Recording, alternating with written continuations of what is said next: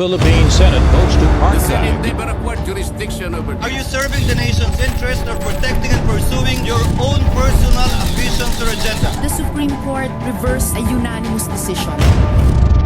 The complaint is unconstitutional, is void ab initio, is violative of due process.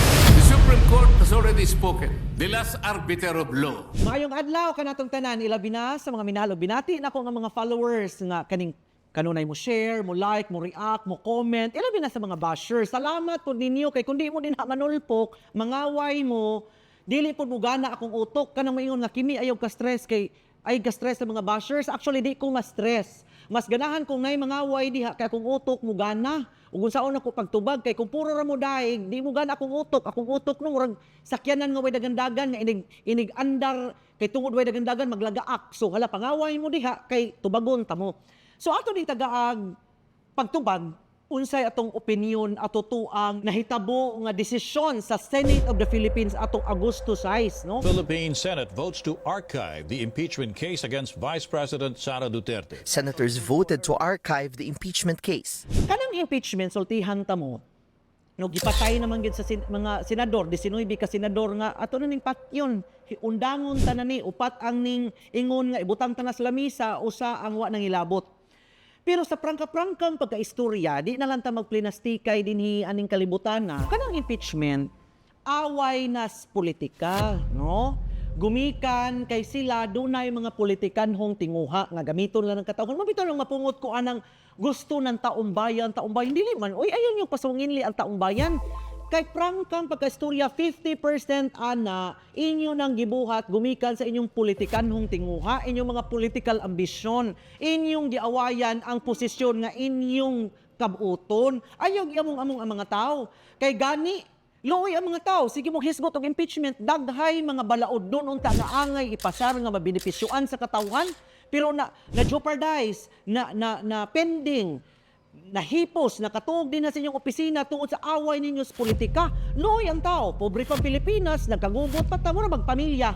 Pamilyang pobre, nag-awayay pang mga ginikanan, nag-awayay ang mga anak, di yun mo asenso, mga matay gitang pobre mao ning Pilipinas. Pobre pa, nag-awayay pa ang mga nagdumas pang gobyerno, nag-away pa din ang mga nagdas-rendas panggamhanan, wa gyud kapaingnan atong nason. Samok na gani ang Supreme Court nga among sa inyong kabuang. Kaya ang Supreme Court mura kung nagbarangay bang magpataliwa sa mga away sa politika, away sa katawan o ron sa di na ninyo tuuhan.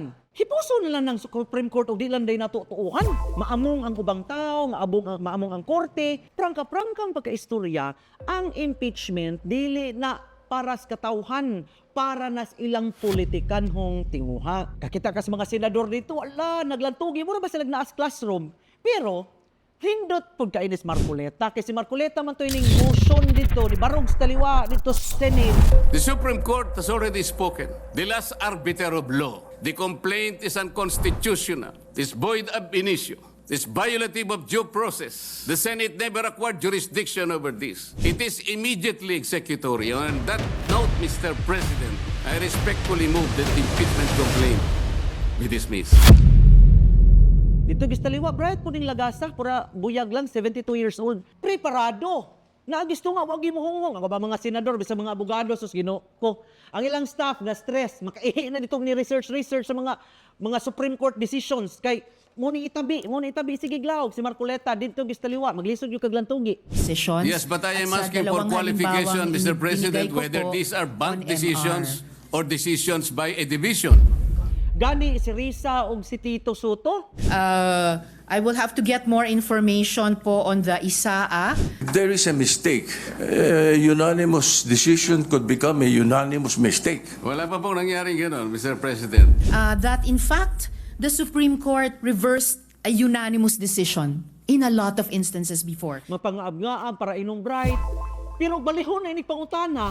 Whether or I am not the replying to the decisions question. are characterized by the following qualifications: unconstitutional, void ab initio, violative of due process. All these are present in those jurisprudence cases as you cited. Kanina, simple lang yung tanong eh. Ngayon, may dinadagdag na tanong. Pero Mo nang nakaingon ko nindot yun di ay og abogado yun ang mga senador. No impeachment proceeding should be initiated against the same person more than twice within a period of 1 year. Ilan po ang impeachment complaints na ipinail ng House of Representatives? 4 po eh. The complaint is unconstitutional, is void ab initio, is violative of due process. Kay maigid mo lang tugi ba? Kaning kay Tano siblings, bilib po ko ani nila kay mo to preparado di magpatakag nga ab. Pero kung hindi natin susundin ang Supreme Court decision and we will tear the Constitution apart. Ang abogado gid ba nga gipakita gid nila nga there from UP. Si Kiko Pangilinan murag nagid pod siya. Ibayo pod ang ihapong suggestion ba? To be fair ba nga huwato nato ang desisyon sa Supreme Court kay basin i-reverse pero sa ato nang giingon unanimous ang decision, lisod yung kinabalihon ang Supreme Court. Makahimo na nag-desisyon, lisod na ginang mabali. You are confronted with the unanimous decision of the Supreme Court. Ang sabi ng desisyon ng Korte Suprema, And the Senate never acquired jurisdiction over the this. Senate did not acquire jurisdiction, and this decision is immediately And it is executory. immediately executed. Murao ka na ang suntok sa buwan. Sakto ba ng suntok sa buwan? Nga murag imposible, murag inaana. Pero wata kay ba o pilaray pads unggoy. Mauna di na lang nato kung anon pagdaghaglan tugi nga kanang impeachment duwa ginas politika. To those seeking to disregard the Supreme Court's decision, I ask these simple questions, Mr. President. Are you truly for accountability or simply anti-Duterte? Do you truly respect and want to preserve the Constitution?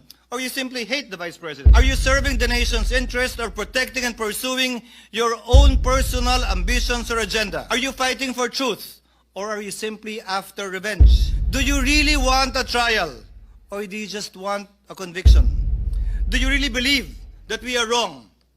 Or do you simply think and feel entitled and believe that you are always right?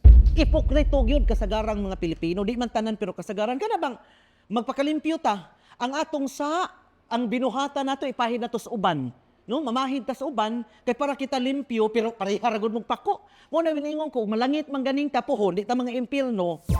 Mo request gyud ta dito San Pedro, ipasalida ra gud ning atong hinugawan dito sa kalibutan para magsinukmatay ta kisa gihugaw na mo dito kay may man kani magpakalimpyo mo unang mga Pinoy, di ba?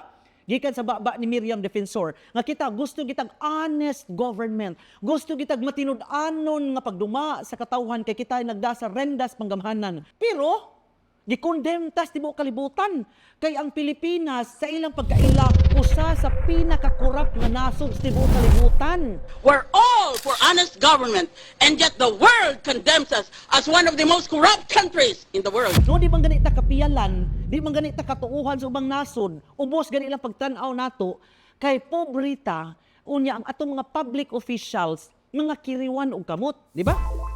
Makakita kag mga updated nga mga sakyanan anha sa Kongreso. Ferrari is something else. Yes, go to the parking lot of Congress. No, mga langmi kay sakyanan, no?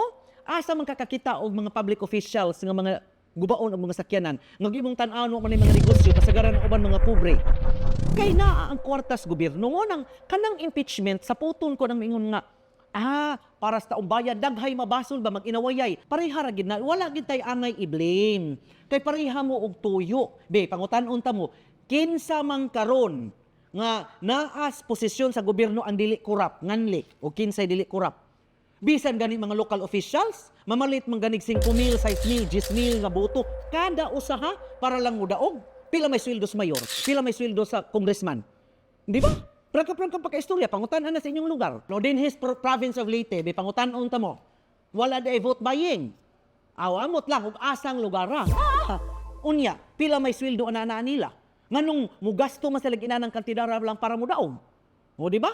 Munang karon, human sa eleksyon, sige ng pangguba o mga karsada. Kay naa din hang panguy-kuy kwarta.